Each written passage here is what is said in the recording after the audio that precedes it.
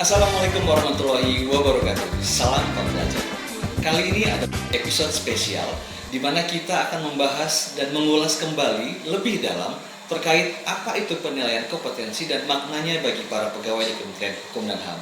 Sudah hadir bersama saya Bapak M. Arifin. Bapak, selamat pagi Bapak, izin. Selamat pagi Pak Sofi. Siap Bapak, terima kasih sudah menyempatkan diri untuk kami wawancarai pada hari ini. Oh siap. Bapak, kali ini kami mau mencari informasi lebih dalam lagi Pak terkait penilaian kompetensi. Ya. Sebagaimana kita tahu Bapak bahwa sudah beberapa tahun ini sering ada dilaksanakan penilaian kompetensi bagi para pegawai oleh BPSDM Hukum dan HAM. Sebenarnya Pak, standar kompetensi bagi ASN itu maknanya apa ya Pak? Baik, terima kasih Pak Sofi dan kawan-kawan sahabat pembelajar Iya Bapak. yang berada di seluruh wilayah tanah air, khususnya di lingkungan Kementerian Hukum dan HAM. Sebelum saya menjawab pertanyaan Pak Sofi terkait dengan standar kompetensi aparatur sipil negara, mungkin ada baiknya saya ingin menyampaikan bahwa mengapa uji kompetensi, penilaian kompetensi dilakukan di Kementerian Hukum dan HAM. Iya. Supaya orang menganggap ini bisa-bisanya Kementerian Hukum dan HAM saja ini. Padahal kawan-kawan belajar bahwa penilaian kompetensi atau uji kompetensi adalah amanah dari peraturan pemerintah ya nomor 11 2017 dan peraturan pemerintah nomor 17 tahun 2020. Di sana di pasal 171 di PP 11 2017 itu disebutkan bahwa kompetensi ya sebagaimana dimaksud dalam pasal 167 merupakan informasi mengenai kemampuan pegawai negeri sipil dalam melaksanakan tugas jabatannya. Standar kompetensi aparatur sipil negara adalah deskripsi pengetahuan, keterampilan, dan perilaku yang diperlukan seorang aparatur sipil negara dalam melaksanakan tugas jabatannya. Nah, kompetensi aparatur sipil negara itu meliputi apa saja? Ya, tadi saya sebutkan satu kompetensi teknis, yaitu pengetahuan, keterampilan, dan sikap perilaku yang dapat diamati, diukur, dan dikembangkan yang spesifik ya berkaitan dengan bidang teknis jabatannya. Kemudian kompetensi manajerial, yaitu pengetahuan, keterampilan, dan sikap perilaku yang dapat diamati, diukur, ya, dikembangkan untuk memimpin dan atau mengelola suatu organisasi atau mengelola unit organisasi. Ya, misalnya di sana ada di kompetensi manajerial itu ada integritas, ada soal kemampuan kerjasama, komunikasi, orientasi pada hasil, pelayanan publik, pengembangan diri dan orang lain, mengelola perubahan, pengambilan keputusan. Nah, ini ada kompetensi yang memang harus yang berhubungan dimiliki. sama pengaturan kinerja ya, Pak, ya. Yang terkait dengan kemampuan manajerial ya Iya. seorang aparatur sipil negara. Di situ kita mengukur dari berbagai kompetensi tadi itu. Kemudian terakhir adalah kompetensi sosial kultural ya, yaitu pengetahuan, keterampilan, dan sikap perilaku yang dapat diamati, diukur, dan dikembangkan terkait dengan hal-hal berupa soal agama, soal suku dan budaya, wawasan kebangsaan, etika dan nilai-nilai moral, emosi, dan prinsip yang harus dipenuhi oleh setiap pemegang jabatan untuk memperoleh hasil kerja sesuai dengan peran, fungsi, dan jabatannya, yaitu perekat bangsa. Jadi seorang aparatur sipil negara bukan saja soal dia punya kompetensi teknis, bukan saja soal kompetensi manajerial, terjadi kerjasama, komunikasi, dan sebagainya tadi, tapi juga seorang aparatur sipil negara harus punya kemampuan bagaimana dia mengelola emosinya, bagaimana dia menghargai antara suku bangsa, bagaimana mengelola nilai-nilai budaya yang ada. Nah, ini kan sangat berpengaruh. Terutama dalam kondisi Indonesia yang begitu beragam, Pak, ya, berbagai macam suku, di mana kemungkinan dalam satu instansi itu ada beberapa suku yang berbeda karakteristik, misalnya dari Sumatera dengan Jawa dan daerah timur yang mungkin sangat-sangat berbeda. Jadi kalau kita lihat di seluruh unit, mulai dari unit utama sampai unit terkecil UPT kita di daerah, itu semua isi organisasi itu dari berbagai macam suku dan bangsa. Campur-campur ya Pak ya. Jadi seorang pemimpin, calon pemimpin ke depan harus paham betul bagaimana karakteristik, bagaimana mengelola orang-orang yang berbeda budaya. Artinya ya di mana kita berada, di bagaimana seorang pemimpin berada di unit terkecil sekalipun, dia harus paham betul, harus mengetahui betul bagaimana mengelola orang-orang yang berbeda latar belakang, berbeda budaya, berbeda suku bangsa, berbeda agama.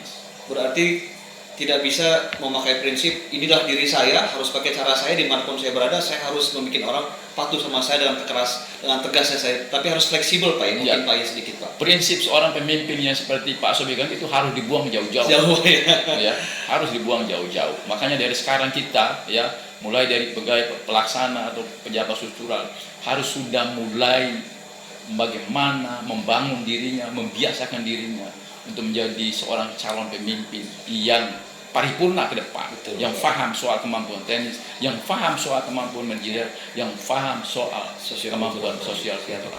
Nah, menarik Pak, tapi selanjutnya saya ingin bertanya nih, hubungan antara penilaian kompetensi dengan peningkatan kompetensi Pak, apakah dia memiliki korelasi yang sangat kuat antara penilaiannya, sehingga dari hasil penilaian itu nanti mungkin untuk meningkatkan kompetensi para ASN tersebut Pak? Ya, ini pertanyaan yang baik ya.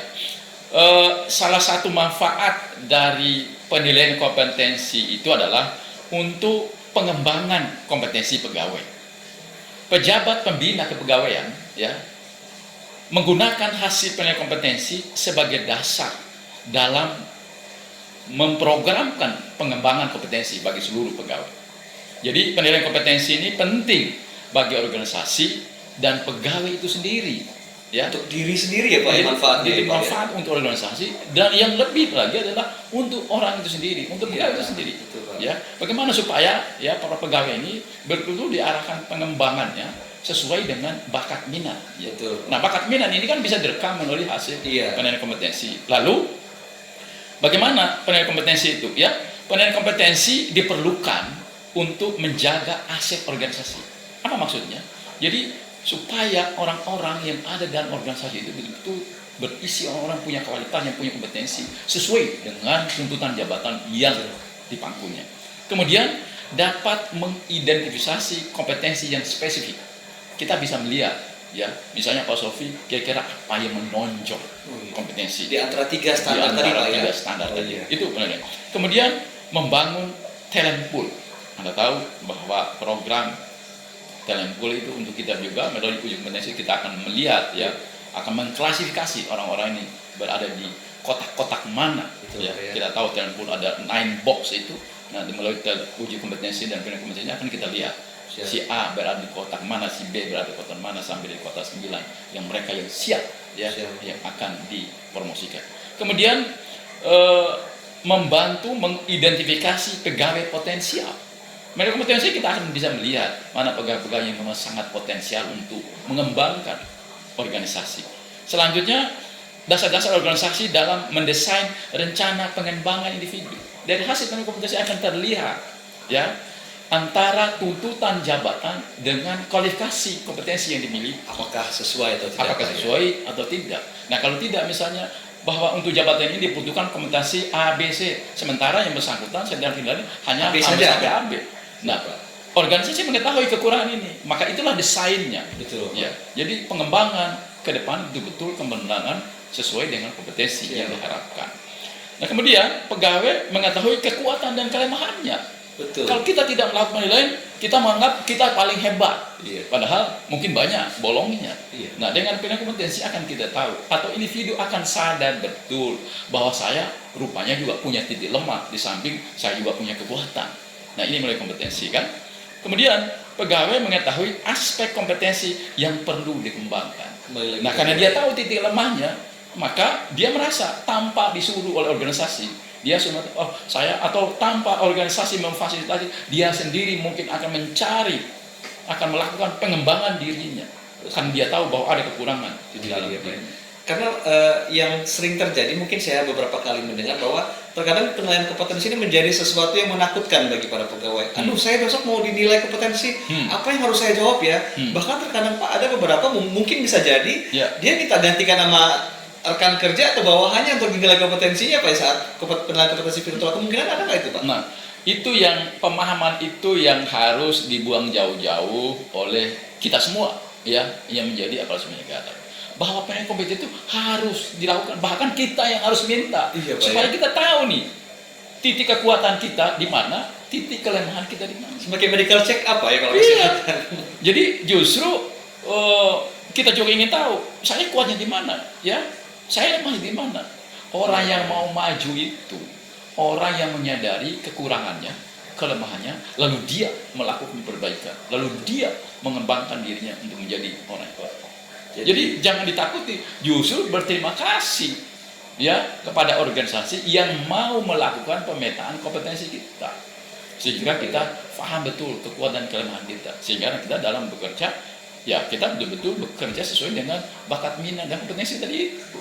Dan menjawabnya pun emang sesuai dengan apa yang kita tahu Pak ya, jangan malah interview ditanya kita nanya ke orang lain gitu Pak. Nah itu juga yang tidak boleh ya, karena dalam melakukan uji kompetensi diiringi juga uji potensi oleh para psikolog, orang ahli asesor, ya.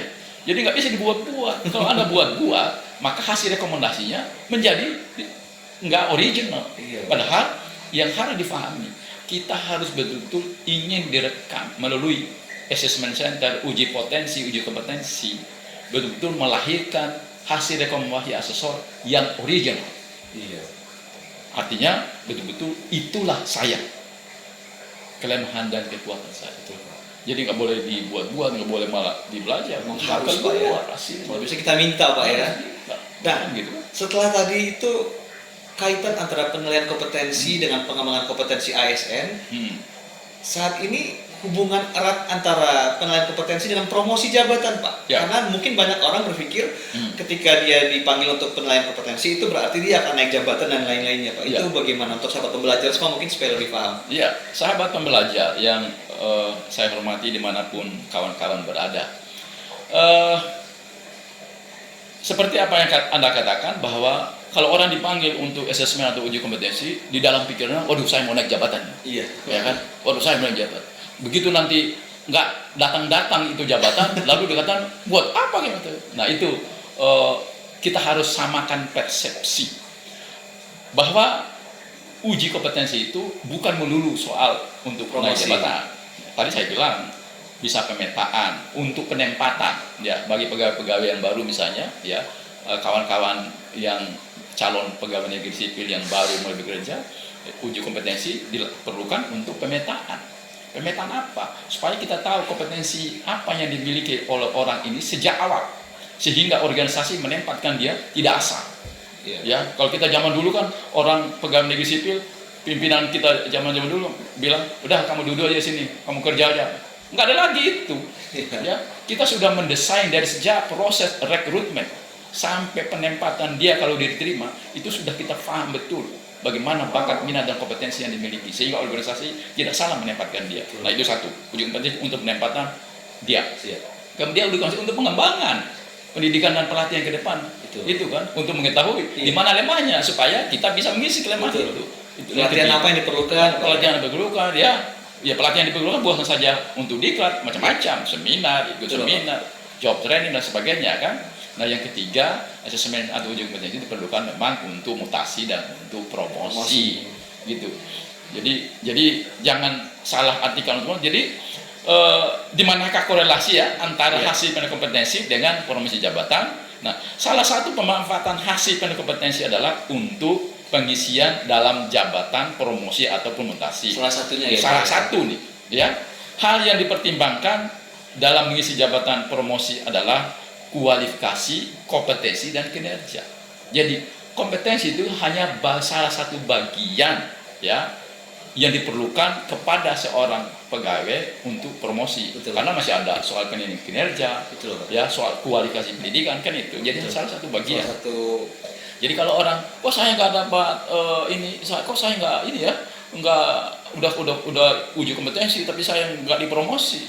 Ya karena promosi itu bagian kecilnya dari uji kompetensi, masih ada kinerjanya. Mungkin kompetensinya baik, tapi kinerjanya menurun. Iya, Pak. Atau kualifikasi pendidikan nggak sesuai dengan jabatan yang Betul, Pak. akan kita promosi. Ya. Jadi ya promosi itu dilakukan berdasarkan perbandingan objektif antara kompetensi, kualifikasi, ya, dan syarat jabatan, penilaian atas prestasi kerja, kepemimpinan, kerjasama, kreativitas tanpa membedakan gender, suku, agama, ras, dan golongan. Nah, sebagai ilustrasi, misalnya si A memiliki hasil penilaian kompetensi memenuhi syarat, ya, tapi belum ya segera mendapat promosi. Ya, ini sering kita jumpai, dia sudah ikut kompetensi, memenuhi syarat pula, dia tahu tuh di bawah dia memenuhi syarat, ya, tapi nggak dapat promosi.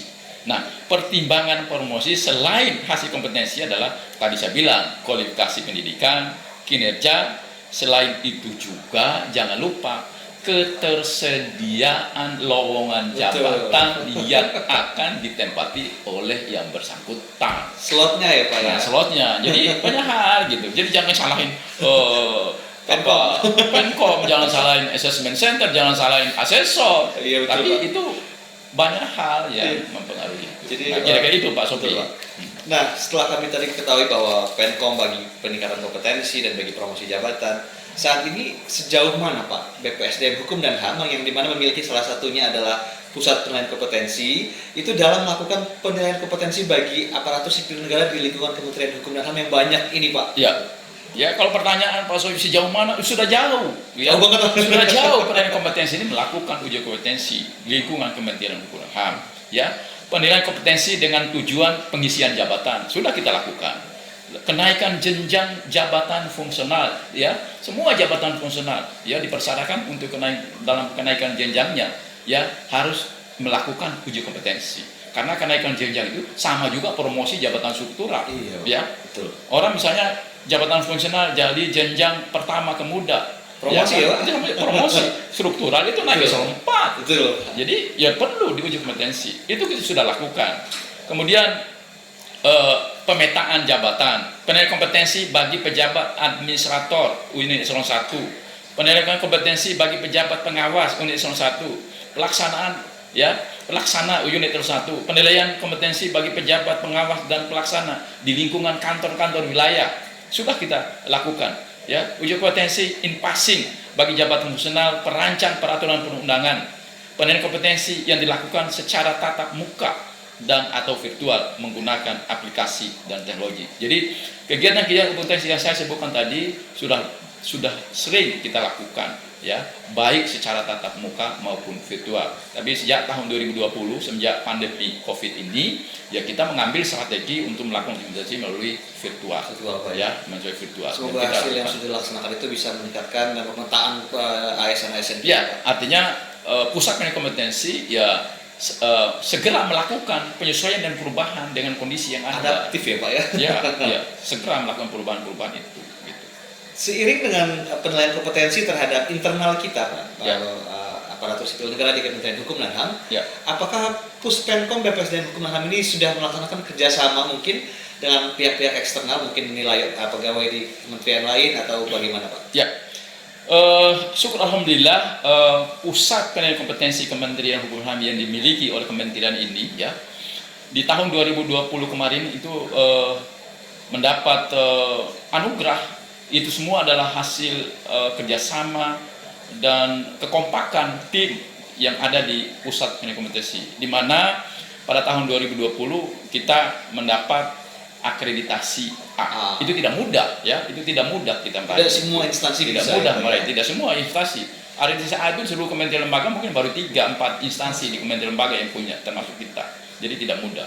Nggak lama setelah itu kita juga mendapat BKN Award, ya.